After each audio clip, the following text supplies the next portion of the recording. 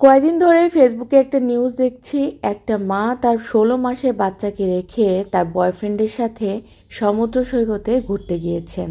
ভিডিওটা দেখা তো দূরের কথা, টাইটেলটা দেখেই আমার পুরো মাথাটা ঘুরে গেছে।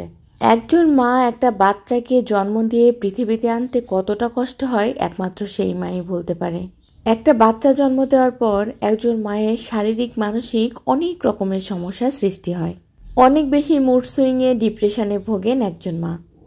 এত কিছুর পরেও মায়ের ভালোবাসার সাথে দুনিয়াতে আর কারো ভালোবাসার তুলনা হয় না। একজন মায়ের জীবনে যা কিছু ঘটে যাক, তারপরেও সে তার বাচ্চাকে নিজের জীবনের চাইতেও বেশি ভালোবাসেন।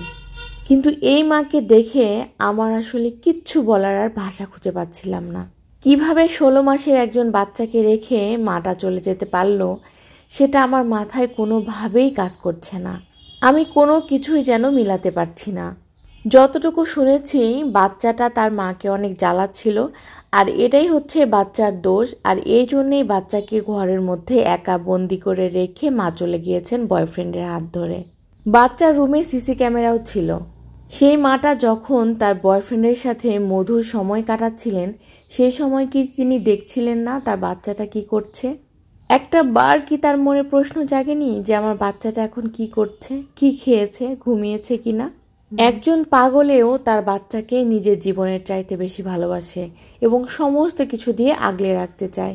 কিন্তু ওই মহিলাটা তো পাগল নয়, সুস্থ। ও কিভাবে পারলো আমার মাথায় এখনো আসছে না। শুধু আমার কেন, গোটা পৃথিবী হতবাক হয়ে গেছে তার কাজে।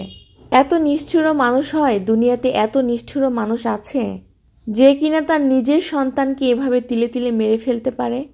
ভাবলেই বুকের ভেতরটা হু হু করে উঠছে। ছোট্ট শিশুটা না জানি কত কষ্ট পেয়েছে। ক্ষুধার যন্ত্রণায় কত না কান্না করেছে বাচ্চাটা। শুনেছি ক্ষুধার যন্ত্রণায় বাচ্চাটা নিজের ইউরিন খেয়েও বাঁচার চেষ্টা করেছে।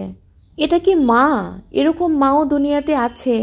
মায়ের কথা নাই বা বলি, কোনো মানুষই কি এত ছোট একটা বাচ্চাকে এভাবে শাস্তি দিয়ে মেরে ফেলতে পারে? আমার তো মনে হয় এরকম মানুষই হয়তো দুনিয়াতে নেই।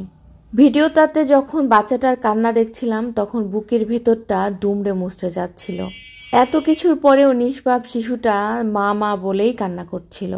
শিশুটা যখন কষ্ট পেতে পেতে মৃত্যুর সাথে ঢলে পড়ছিল, তখন সেই মাটা তার বয়ফ্রেন্ডের সাথে রঙ্গলীলায় মজেছিল। কি অদ্ভুত বিষয়গুলো ভাবলেই অবাক লাগে। এই জন্যই হয়তো সবাই বলে কিয়ামতের আলামত শুরু হয়ে গেছে। আমি তো আমার বাচ্চাকে সব সময়ের জন্য চোখে হারাই।